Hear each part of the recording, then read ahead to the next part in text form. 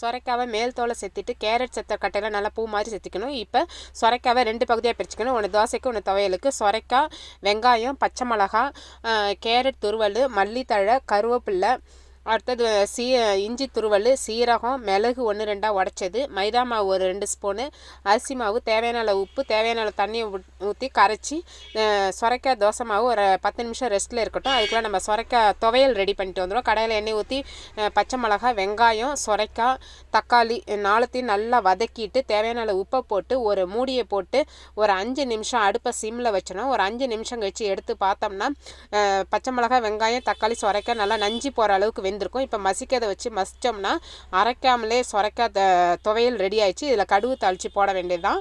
இப்போ தோசைக்கல் காஞ்சோன்னா நம்ம ரெடி பண்ணி வச்சுருக்கிற சொரைக்காய் தோசை மாவு ஊற்றினோம்னா சொரைக்காய் தோசை ரெடி ஆகிட்டுல. அரைக்காமலே சொரைக்காய் தோசை அண்டு சொரைக்காய் துவையல் ரெடி ஆகிட்டு. நீங்களும்